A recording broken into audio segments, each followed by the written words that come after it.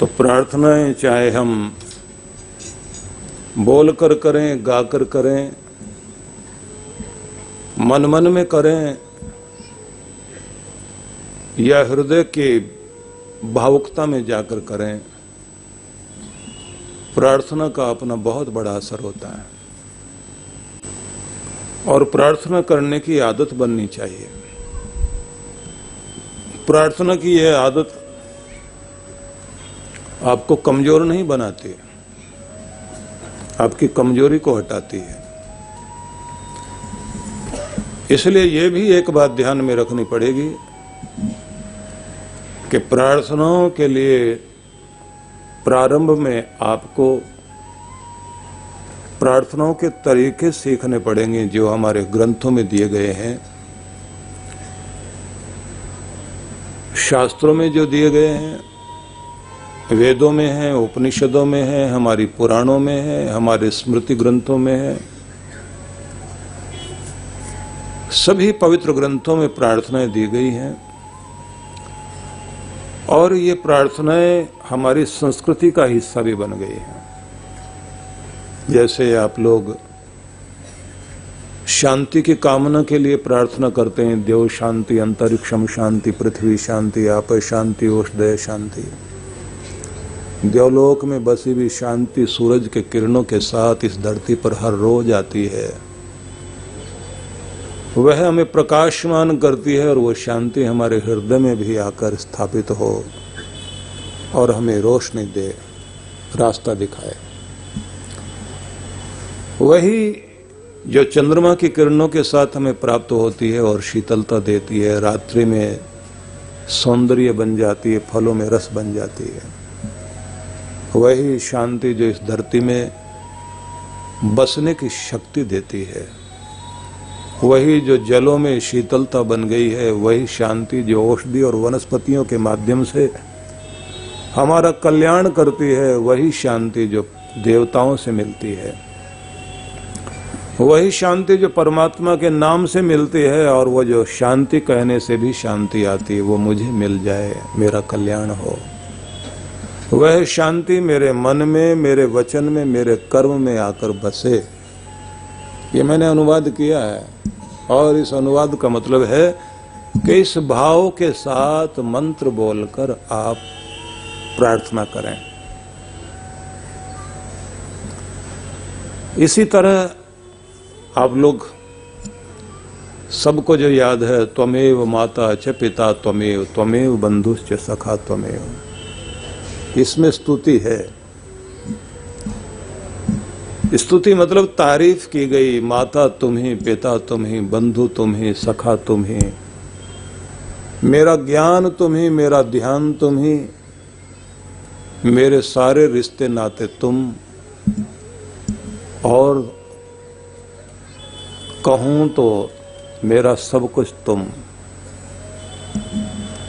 और तुम्हें सब रिश्तों में मैं मानता हूं और तुम्हारी शरण में जाता हूं। तो जो आपको याद हो, नहीं तो याद करो। जब आप गूगल माता की शरण में जाके क्या क्या खोजते हो, तो प्रार्थनाएं खोजिए ना, जिससे कल्याण हो आपका।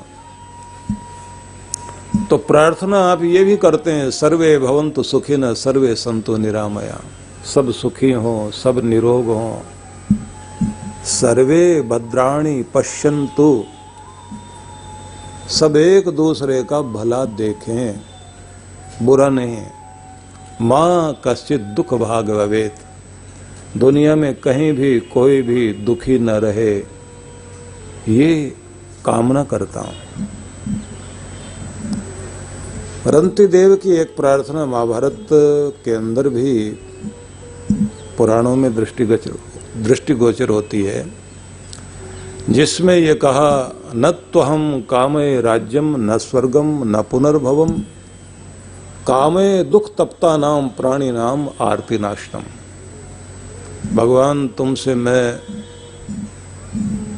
किसी बड़े सुख की कामना नहीं करता, न राज्य चाहता हूं, न स्वर्ग चाहता हूं, न मोक्ष की कामना है।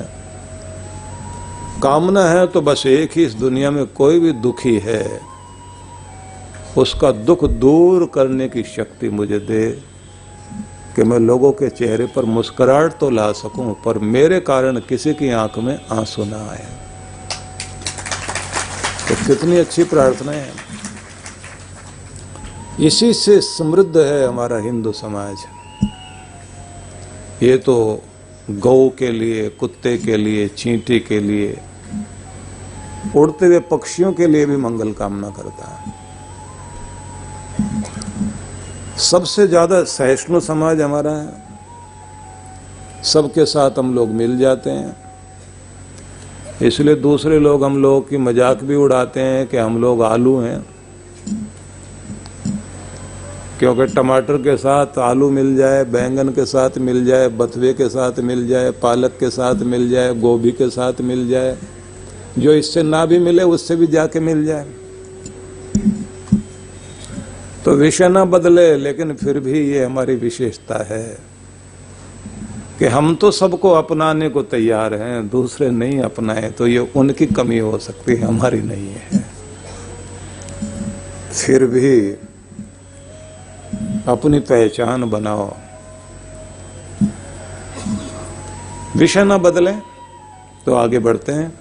प्रार्थनाओं में बड़ी सारी प्रार्थना है। एक प्रार्थना वो जो आप लोगों को और भी याद है, असतो मां सद्गमय तमसो मां ज्योतिर्गमय मृत्योर मां अमृतम गमय। यहां उपनिषद का ऋषि ये प्रार्थना करता है कि तू मुझे अंधेरों से लेकर उजालों की तरफ लेकर चल। मेरे जिंदगी में जहां जहां अंधेरा है, निराशा है, दुख है, संताप है, जहां भी मैं भटक रहा हूं वहां से तो निकाल कर मुझे रोशनी की ओर लेकर चल, जहां से मुझे आशा की किरण दिखाई दे। असतो मां सद्गमय, असत से, झूठ से, गलत से, नश्वर से अनश्वर की ओर, सत्य की ओर लेकर चल। मृत्यु और मां अमृतम गमय,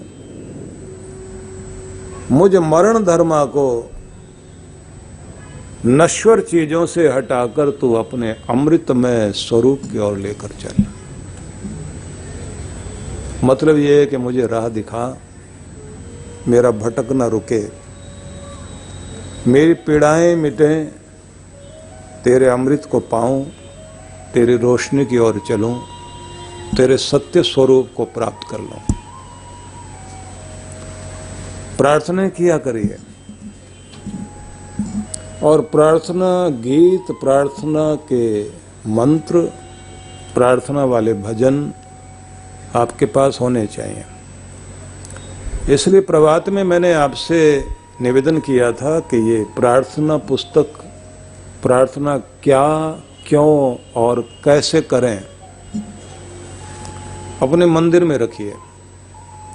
और उन प्रार्थना के जो भावपूर्ण भजन हैं, गीतांजलि, प्रार्थना पुस्तक और गीतांजलि, ये आपके साथ होनी चाहिए। बीच बीच में आप जब भी मौका लगे, हो सके तो सोने से पहले प्रार्थना करके सोइए। और सुबह जब आप स्नान आदि करने के बाद अपने मंदिर में बैठते हैं तो एक कोई प्रार्थना वाला भजन बोलिए। जब आप पुस्तक खोलते हैं और उसमें लिखा डूबतों को बचा लेने वाले, मेरी नैया है तेरे हवाले, तब आपको ये अनुभव होता है कि आप उससे कह रहे हैं कि मैंने तुम्हें अपने आप को सौंप दिया है, अब इस नैया को किनारे लगाने की जिम्मेदारी प्रभु आपकी है। जो भी भजन सामने आते जाएं, कितने सारे हैं। मैं अगर पुस्तक को खोलूं, सामने देखूं, तो जब आप बोलते हैं मांग बंदे मांग उस भगवान से, क्या मिलेगा मांग कर इंसान से, तो दिखाई देता है कि हाथ मत फैला किसी और के आगे। मानो तो अगर चाहे दुनिया को झुका देना, बस ईश्वर के दर पर सर अपना झुका देना, वहां सिर झुकाएगा तो बात बनेगी। तो ये भी भजन ही है। जब आप कहते हैं कि भगवान मेरी नैया उस पार लगा देना, अब तक तो निभाया है, आगे भी निभा देना, तो कितना बड़ा निवेदन है ये। जब आप कहते हैं भला करो भगवान सबका भला करो, दाता दया निधान सबका भला करो, तो ये आपके भजन हैं। और भजन नहीं, ये प्रार्थनाएं हैं। बंसी वाले बतला तेरा कहाँ ठिकाना है, किस राह पे चलना है और किस राह पे जाना है। या बातों ही बातों में बीती रे उमरिया, तुझे होश न आया यूं ही वक्त गंवाया, किया कभी ना भजन वो मेरे मन, ये उम्र बीत रही है। मैं तो पेज पलट रहा हूं ना आपके सामने, कुछ भी निकलेगा सामने। प्रभु मेरे जीवन को कुंदन बना दो, कोई खोट इसमें रहने न पाए। एक एक प्रार्थना जब भी आप बोलेंगे तो आपके हृदय में शांति भी मिलेगी, शक्ति भी आएगी। नमस्कार भगवान तुम्हें भक्तों का बारंबार हो, श्रद्धा रूपी भेंट हमारी मंगलमय स्वीकार हो। दोनों हाथ जोड़ के जब आप बोलते हैं तो लगता है कि आज का प्रणाम स्वीकार हो, क्योंकि आज के दिन में मैं सिर झुका के तेरे नाम से आज के दिन की शुरुआत करता हूँ। दाता तेरे सिमरन का वरदान जो मिल जाए, मुरझाई कली दिल की एक आन में खिल जाए। तो ये सारे वही है ना। सुबह सुबह जो आप अपना मन का भाव कहना चाहते हैं, तेरे नाम का सिमरन करके मेरे मन में सुख भर आया, तेरी कृपा को मैंने पाया, तेरी दया को मैंने पाया। दुनिया की ठोकर खाकर जब हुआ कभी बेसहारा, ना पाकर अपना कोई जब मैंने तुझे पुकारा, हे नाथ मेरे सिर ऊपर तूने अमृत बरसाया, तेरी कृपा को मैंने पाया, तेरी दया को मैंने पाया। तो ये सब वही भाव हैं जो आप कहना चाहते हैं। जब आप आभार व्यक्त करते हैं, तेरी मेहरबानी का है बोझ इतना जिसे मैं उठाने के काबिल नहीं हूँ, मैं आ तो गया हूँ मगर जानता हूँ तेरे दर पे आने के काबिल नहीं हूँ। इसलिए आप, ये तो मैंने पन्ने पलटे ना आपके सामने, आप अपने पास रखिए वो सब चीजें जिससे उस प्यारे की याद आए और जिससे आप अपने हृदय की भावना भगवान तक पहुंचाएं। इस सब का परिणाम ये होगा, आपके अंदर जैसे किसी किताब में आप महकता हुआ गुलाब रख दें तो पन्नों में खुशबू आने लगती है। तो ये प्रार्थना के वो गुलाब हैं जो आपके हृदय में जाकर महक पैदा करेंगे और सारे दिन वो महक बनी रहेगी, आपके कामों में भी दिखाई देगी। अब आइए आज के विषय में हम आगे बढ़ते हैं। जो हम प्रवचन का प्रसंग चल रहा था उस पर हम आगे आते हैं। भगवान श्री कृष्ण की पवित्र अमृतमय वाणी, गीता के इस महान संदेश में हम लोग चिंतन कर रहे थे जब भगवान ने ये कहा कि सब व्यक्तियों को अपनी आंतरिक शक्ति को बढ़ाए रखने के लिए और बनाए रखने के लिए जहाँ जप, यज्ञ, सत्कर्म, अन्य आदि सभी विधि विधान करने चाहिए, उन्हीं के साथ में व्यक्ति को तप अवश्य करना चाहिए। आप जब अपनी कोई सेवा करते हैं, सेवा करने में जब आपको कुछ बर्दाश्त करना पड़ता है और विपरीत परिस्थितियों के बीच में भी आप अपनी सेवा को जारी रखते हैं, तब वह सेवा तपस्या बन जाती है। और यदि आप छोटी सी किसी की बात सुनने के बाद अपना नियम छोड़ दें और अपने घर में जाकर बैठ जाएं, तब ये लगता है कि आपको सेवा के साथ जो तप करने का मौका मिला था वो आप नहीं कर पाए, और आपके ताप को हरने का काम अगर कोई चीज कर सकती है और पाप को भी धुलने का काम कर सकती है तो केवल मात्र तपस्या ही करती है। इसलिए तपस्या को सबसे ज्यादा महत्व देना। हनुमान जी ने जो मार्ग अपनाया वो सेवा और तप का मार्ग है। इसलिए हनुमान जी के स्वरूप को ध्यान में रखकर आप सोचिए कि उन्हें मान तो अपना पहले ही मार लिया। यहां हनु तो वैसे ठोड़ी को बोलते हैं, लेकिन हन शब्द को दूसरे रूप में मारना भी कहते हैं। हन मान, सम्मान को पहले खत्म कर दिया कि मेरा सम्मान नहीं, मेरे स्वामी का सम्मान ही सबसे बड़ा सम्मान है। उनको खुशी मिलनी चाहिए, उसी में मेरी खुशी है। ये रूप जब व्यक्ति के जीवन में आता है तब उसकी सेवा साधना बनती है और वो तपस्या बनती है। आप जानते हैं कि हनुमान जी बहुत बुद्धिमान है। बुद्धिमान पढ़ा लिखा आदमी सेवा करे बड़ा मुश्किल काम होता है। लोग कहते हैं ये सेवा विवाह तो वही लोग कर पाते हैं जो जरा थोड़ा कम पढ़े लिखे हों। जो ज्यादा पढ़ा लिखा है उसे ज्यादा सेवा करनी चाहिए। आप सोचिए ना कि हनुमान जी को कार्य दिया गया सीता जी की खोज करने का। अब वो जब गए तो केवल अपनी आंखों से सबसे पहले खोजने की कोशिश की। सब जगह लंका में उनको ढूंढा, रावण के महलों में भी ढूंढा। जब सीता जी का कहीं पता नहीं पाया तो फिर मन की आंखों से ढूंढना शुरू किया और मन में विचार किया कि सुबह होने वाली है, रात्रि जा रही है, प्रभात आ रही है। अब इस समय में सीता जी के दर्शन कहाँ हो सकते हैं? तो किसी न किसी वाटिका में या किसी नदी के तट पर साधनारत अवस्था में सीता जी को देखा जा सकता है, क्योंकि ये जो देव संस्कृति, आर्य संस्कृति है, इस संस्कृति में जब सुबह सूरज की किरणें आने को होती हैं तो सभी उस परब्रह्म के साथ अपना संबंध जोड़ने के लिए ध्यानस्थ होते हैं। तो एक छोटी सी नदी के किनारे किनारे वो चल पड़े जहाँ बाग बगीचे थे।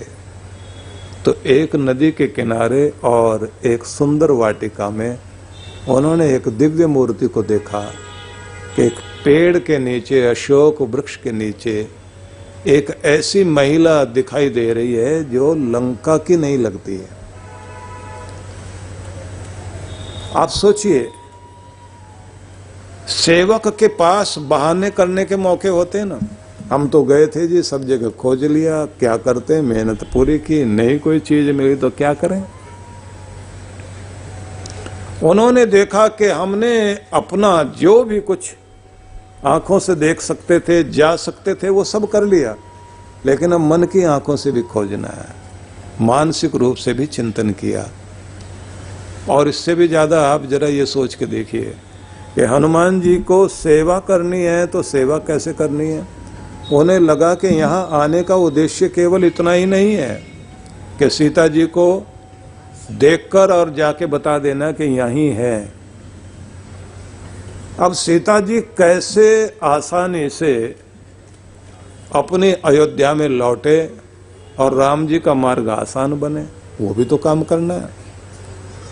तो मैं यहाँ पहुंच गया हूं तो उसके लिए क्या करूं? तो सबसे पहले हनुमान जी ने रावण की फौज में, रावण के प्रशासन में खलबली मच जाए और उनको ये समझ में आ जाए कि अभी तो एक आया है, जब और आएंगे तो फिर क्या होने वाला है। तो वो भी खलबली मचा दी, रावण के एक बेटे को मारा, पूरी बगिया उजाड़ दी, पूरी लंका में आग लगा दी और बता भी दिया कि हम यहाँ पहुँच गए हैं, सेना तैयार है और डेरा लगाए हुए है समुद्र तट पर, यहाँ सब पहुँचने वाले हैं और सीता जी को लेने के लिए राम जी अपने दल बल के साथ उस किनारे पर हैं। पूरी खबर कर दी, लेकिन इसके बाद उन्हें लगा कि इतने से बात नहीं बनेगी।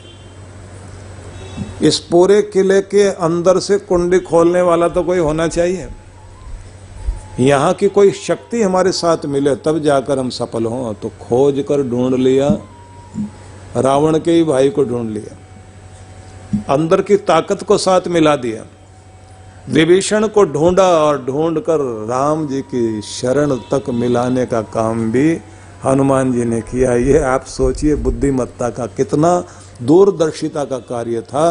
राम जी की सफलता में इस सेवक की बुद्धिमानी और उनके द्वारा किए गए कार्यों का कितना बड़ा उल्लेख है, कितना महत्वपूर्ण कार्य है। तो सेवा बुद्धि पूर्वक होती है, पूरा दिमाग लगाकर, पूरी भावना से, तन मन से। और अगर इसका दूसरा उदाहरण देखना हो तो ये देखिए, जब उनको सुषेण वैद्य ने यह कहा था कि लक्ष्मण को बचाने के लिए आप जाएं और ये संजीवनी बूटी लेकर आए, भ्रमित हो गए थे हनुमान वहां जाकर। उन्होंने एक बूटी नहीं उठाई, वहां से पूरी डिस्पेंसरी लेके आ गए, पूरे पहाड़ की चोटी उठाकर ले आए। मुझे भूल हो सकती है, वैद्य जी को तो भूल नहीं होगी, अपना जो मतलब की होगी इसमें से ढूंढ लेंगे। पूरी डिस्पेंसरी लेके चल पड़े कोई, क्योंकि सामर्थ्य है, ताकत है। जितनी जड़ी बूटियां वहां दिखाई दे रही थी जो महत्वपूर्ण है, सबको उठाकर लेकर आए। क्यों? कि मेरी सेवा में और मेरे स्वामी के कार्य में किसी भी तरह से कोई भी चूक नहीं होनी चाहिए, क्योंकि एक जिम्मेदार आदमी को सेवा दी गई है, ये ध्यान रख लेना। जिम्मेदार आदमी को दी गई सेवा वो इतनी बुद्धिमत्ता से निभाता है, वो दर्शा देता है कि अगर मैं कार्य में नियुक्त हुआ हूं तो फिर कहीं चूक होने का मतलब ही नहीं है। इसलिए ध्यान रख लेना कि सेवा बहुत बड़ा तप है और सेवा में बुद्धिमत्ता का पूर्ण प्रयोग होना चाहिए। उसमें ये अगर मगर किंतु परंतु बहाने के लिए, क्योंकि न करने के 13 बहाने, एक तो नहीं होता, 13 होते हैं। ये था, वो था, ये करता, वो करता, मौका ही नहीं मिला, मैंने तो कोशिश पूरी की। 50 बातें करते हैं लोग। करने वाला व्यक्ति करके आता है। और बड़ी बात, हनुमान जी के स्वरूप को ध्यान में रख लेना, तपस्या, सेवा सब समझ में आ जाएगी। हनुमान जी जब वापस लौटे हैं लंका से, तो जिस दल को अपने वो समुद्र किनारे छोड़कर गए थे उसे अपने साथ लिया, पूरी टीम को, और राम जी के पास जाकर कहा मेरे दल के द्वारा ये कार्य पूर्ण कर लिया गया, सीता जी की खोज हो गई, वहाँ की सारी कमजोरियाँ, वहाँ की सारी चीज़ें हमने पता कर ली। ये नहीं कहा कि साहब ये सब निकम्मे यहीं बैठे थे और मुझे ही वहाँ भेज दिया राक्षसों के बीच, और जैसे मैं वहाँ से आया मेरे साथ साथ आ रहे हैं चल करके। क्योंकि सेवा करने के बाद आदमी को फोटो खिंचवाने की आदत बहुत होती है। सबसे पहले अपनी मुंडी वही दिखाता है, साहब मैं हूँ आगे। हनुमान जी ने नहीं दिखाया ना अपने आप को, मेरे दल के द्वारा अपनी टीम को सम्मान दिया। जो अपनी टीम को सम्मान देना जानता है बस वही सच्चा नेता हुआ करता है, उसको ही सम्मान मिलता है। और सबको धक्का देकर करे पीछे और खुद अपना चेहरा करे आगे, वो सम्मान का अधिकारी बन नहीं पाता, न दिलों में जगह बना पाता। विषय न बदले फिर आगे बढ़ते हैं कि आपको तप करने का, सेवा करने का कहीं भी मौका मिले तो ये मत देखना कि ये दुनिया देखे, अखबार में नाम छपे, फोटो आए, नहीं। मेरी सेवा मेरे भगवान के लिए है, मेरे गुरु के लिए है, मेरे धर्म के लिए है, मैं फर्ज निभाने वाला आदमी हूँ। कहीं भी फोटो खिंचवा कर दूसरों से सर्टिफिकेट लेने की मुझे जरूरत नहीं, मेरा सर्टिफिकेट मेरा परमात्मा है, ये भावना रखिए। और फिर करके देखिए आप, पीढ़ियां फल जाती हैं और पीढ़ियों तक आशीष जाते हैं, कृपाएं जाती हैं। जो सच्चे ढंग से सेवा करने वाले लोग हैं। मैंने जितने लोग ऐसे देखे हैं उनके घर की दरिद्रता दूर होती हुई देखी है, उनके कष्ट मिटते देखे हैं, उनके ऊपर प्रभु की अद्भुत कृपा को होते हुए देखा है। इसलिए सच्चे ढंग से सेवा करिए, तप करिए। और तपस्या में जब अपमान मिलता है उस कड़वाहट को प्यार से पी जाओ, उफ तक नहीं करो। गुरुद्वारे के बाहर बैठकर जब लोग जोड़ों की सेवा करते हैं, जूतों की सेवा करते हैं, मन मन में भगवान का नाम, हाथों से आए गए एक एक व्यक्ति के जूतों को साफ करके चमका के रखते हैं। दिखाई देता है विनम्रता, सेवा भावना, वो बहुत कुछ देती है चीज। आसान तो नहीं है कि कोई व्यक्ति कहीं जाकर जूतों में बैठकर वहां जाके सेवा करके आया। हमारे अपने मंदिरों में भी हमें कोशिश करनी चाहिए, जो जितना बड़ा अधिकारी है उतना ही ज्यादा जूतों की सेवा करे। वो सेवा नहीं जब एक दूसरे के साथ जूता लेके खड़े होते हैं, एक दूसरे की पगड़ी उछालने के लिए, नीचा दिखाने के लिए नहीं, एक दूसरे को मान देने के लिए। तो कृष्ण भगवान ने 3 तरह के तप कहे हैं, उनमें एक तप शरीर का है, दूसरा तप उन्होंने कहा है वाणी का। वाणी पर नियंत्रण, व्यवहार विद्या में कौशल आना चाहिए। पब्लिक रिलेशन में आपको ज़्यादा सफल होना चाहिए, बातचीत में, व्यवहार करने में मिलनसार होना चाहिए, संकोच करने की आदत से बचना चाहिए। जो लोग ज़्यादा से ज़्यादा मिलनसार होते हैं और सही समय पर उपयुक्त शब्दों का प्रयोग करते हैं, ऐसे लोग जल्दी ही दिलों में अपना स्थान बना लेते हैं, क्योंकि आपकी वाणी ही आपका सम्मान कराती है। चंद्रगुप्त को चाणक्य ने यही शब्द कहे थे राजा बनते समय कि तुम्हारी पगड़ी सजी है सिर पर, लेकिन टिकी है तुम्हारी जबान पर। इसे ऐसे मत हिलाना कि ये पगड़ी गिरे। इसलिए सबको अपनी पगड़ी संभालनी चाहिए। पगड़ी भले ही सिर पर हो ना हो, लेकिन इज्जत की पगड़ी तो सबके पास है ना। अपने व्यवहार से उस पगड़ी को हिलने नहीं देना चाहिए। ये भी आपको सुबह सुनाया गया। अब अगला 3रे प्रकरण में हम लोग चलते हैं। अगली बात आपको जो अभी मैं सुनाऊंगा उसे भी आप लोग ध्यान से सुने। ये है मानसिक तप, शरीर का तप, वाणी का तप। वाणी के तप में जो पहली बात कही गई थी वो ये थी कि भड़काऊ भाषा का प्रयोग करना छोड़िए। अनुद्वेग करम वाक्यम सत्यम प्रिय हितम च यत् स्वाध्याय अभ्यसनम चैव वांग्मयम तप उच्यते। तुम्हारी वाणी शांति देने वाली हो, भड़काऊ नहीं होनी चाहिए। कुछ लोगों की आदत होती है कि वो जहां जाएं वहां की शांति भंग कर देते हैं। ऐसे जो आग लगाओ भड़काऊ लोग होते हैं वो किसी के भी पूज्य नहीं होते हैं। और ये कोई छोटी सी एज में ही इस तरह की महारत हासिल कर लेता है, लड़ाई झगड़े की। और कई बुजुर्ग भी ऐसे होते हैं। एक महिला पूछ रही थी पड़ोस वाली से, कहाँ जा रही हो? बोले माचिस लाइटर वगैरह लेने के लिए जाना है, चूल्हा भी तो जलाना है। बोली मेरी सास को ले जाओ, जहां आग न लगे वहां लगा दे, जो ईंधन ना जलता वो जला दे। कोई सास ऐसे हो सकती है, कोई बहू ऐसे हो सकती है। ये भड़काओ, आग लगाओ और घर की शांति भगाओ वाले बहुत सारे लोग हैं। कृष्ण भगवान ने इसको नियंत्रित करने की विद्या को तप कहा, वाणी का। वाणी का तप है। जबान संभालना आ जाए, वाणी में सत्य हो, वाणी प्रिय हो, वाणी हितकर हो और तुम्हारे बोलने में तुम्हारी विद्वता दिखाई दे, तुम्हारी कुलीनता दिखाई दे, इसका तप करना चाहिए। तो यहाँ तक आपने सुना था। अब अगला प्रसंग है कि भगवान कहते हैं मानसिक तप भी करना चाहिए।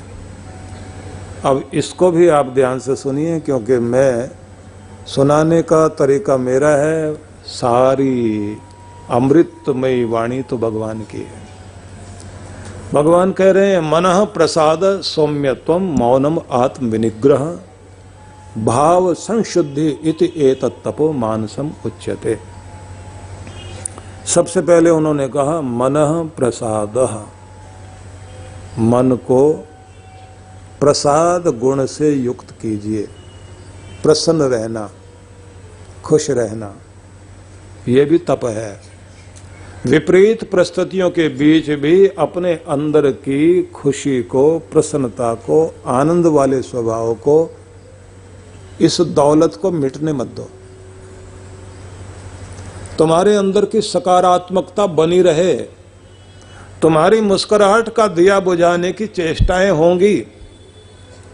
पूरी दुनिया की कोशिशें आंधियां चलाने की होती हैं, जो तुम्हारे चेहरे को खिला हुआ नहीं देखना चाहते। वो जो तुम्हारे मुस्कुराहट के दिए को बुझाने की चेष्टा में लगे हुए हैं, उन सारी परिस्थितियों के बीच जब जीना और मुस्कुराना मुश्किल हो, तब भी आप अपने अंदर आनंद का भाव बनाए रखें, तो इसको सबसे बड़ा तप कहा गया है। ये मानसिक तप है। अंदर से शांति, अंदर से प्रसन्न, अंदर से आप खुश, शांत और संतुष्ट हों, ये किसी के कहने से नहीं आता, इसे कमाना पड़ता है, इसकी प्रैक्टिस करनी होती है। कोई ना कोई अच्छा रास्ता निकलेगा जब आपके मन में एक विश्वास होता है ना कि दुनिया में अगर ताला बना है तो चाबी भी है, अगर रोग है तो औषध भी है, अगर दुख है दूर करने के उपाय भी हैं, अगर समस्या है तो दुनिया में समाधान भी है। खोजने की ही तो देर है, रास्ता निकलेगा, भरोसा रखिए। और जब आप भरोसा रखते हैं तो आपके अंदर आत्मविश्वास जागता है और फिर आप कहते हैं रोने से और दुखी होने से बात नहीं बनेगी। अपने आप को शांत करो, सहज करो, मार्ग ढूंढो और समस्या का समाधान करो। कृष्ण भगवान ने पहला शब्द कहा मानसिक रूप से प्रसन्न रहना, प्रसाद गुण बनाए रखना, चेहरे पर मुस्कुराहट बनाए रखना, ये तप मानसिक तप कहलाता है। अपने आप को जल्दी बैलेंस कर लेना चाहिए। सौम्यत्वम दूसरा शब्द कहा, सॉफ्टनेस, कोमलता, कठोरता नहीं है। परिस्थितियां आपको कठोर करेंगी, लेकिन आप कोमल बने रहिए। कोमल बने रहने से मतलब है आपके चेहरे पर सौम्य भाव दिखाई दे, क्रोध वाला भाव नहीं, मिठास दिखाई दे, सहज होने की चेष्टा। होना तो पड़ता ही है, परिस्थितियां कितना भी आपको दुखी करें, शांत होना पड़ेगा।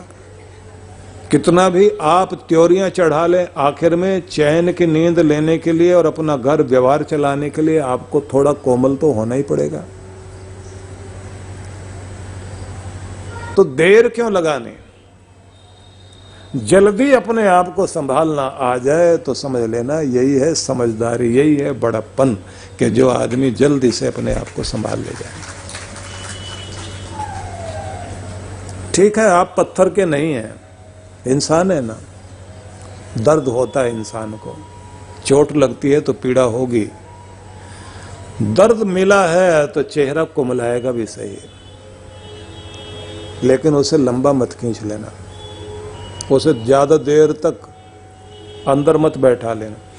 इसलिए कुछ बातें बहुत जरूरी हैं। एक तो जो लोग अपना खान पान ठीक रखते हैं और अपने शरीर को स्वस्थ रखते हैं, तो ऐसे लोगों को गुस्सा या कोई दुख या परेशानी आ भी जाए, जल्दी खुद को बैलेंस करते हैं। कमजोर आदमी अंदर से जल्दी गुस्से में आएगा, जल्दी रोने लग जाएगा, जल्दी खुश भी हो जाएगा। तो अपने आप को एक तो अंदर से स्ट्रांग बनाइए। जिसका ब्लड प्रेशर लो रहता है या जिसका हाई रहता है, उनके साथ भी परेशानी यही है। जल्दी कोई बात बुरी लगी तो उनका प्रेशर एकदम ऊपर पहुंच जाएगा। 72 से शुरू होगा या 80 से शुरू होगा और होते होते वही 90-100 तो नीचे का हो जाएगा, ऊपर का कहाँ तक पहुंच जाए, जितना दबाव ले लिया। और एक बात याद रख लेना, जो चीज आपके हार्ट को नुकसान देती है वही ब्रेन को भी नुकसान करती है। जो ये नाड़ियां यहां से ऊपर जाती ना, तो ब्लॉकेज केवल आपके हार्ट की आर्टरी में हो ऐसा नहीं, यहां भी होती है। स्टंट यहां भी पड़ते हैं, याद रखना इस बात को। यहां भी स्टंट डाले जाते हैं, वो जो स्प्रिंग होता है ना नस को फुलाने के लिए, और यहां से जाती हुई नस का ही प्रभाव होता है ये ब्रेन हेमरेज होना। इसलिए आपको एक आदत बनानी चाहिए कि अपना खान पान ठीक रखें, अपना व्यायाम करें, प्रकृति के बीच जाएं। इसलिए तप करने वाले लोग प्रकृति के बीच में जाकर बैठते हैं। तपस्या करने के लिए कोई हिमालय में जा रहा है, कोई जंगल में जा रहा है, कोई नदी के तट पर बैठता है। मतलब सुबह और शाम तो कम से कम प्रकृति के मध्य में जाने की आदत होनी चाहिए ना। हम लोग सब के सब कंक्रीट के जंगलों में बैठे हुए हैं और सामने टीवी चल रहा है, टेलीफोन चल रहा है, और उस पर भी पता नहीं कितनी क्या चीजें हैं। आदमी को भटकाने के लिए इतनी सारी चीजें हमारे पास मौजूद हैं, सारा दिन लगे रहते हैं। और कमाल की बात तो यह है कि बच्चा, बूढ़ा, जवान सब घर में बैठे हुए हैं, सबके पास एक एक फोन है, सब अपना अपना कुछ न कुछ देख रहे हैं और कह ये रहे हैं कि मिल के बैठे हैं आपस में। कोई किसी के साथ मिला हुआ नहीं, सबके सब पता नहीं कौन कौन से आसमान में पहुंचे हुए हैं।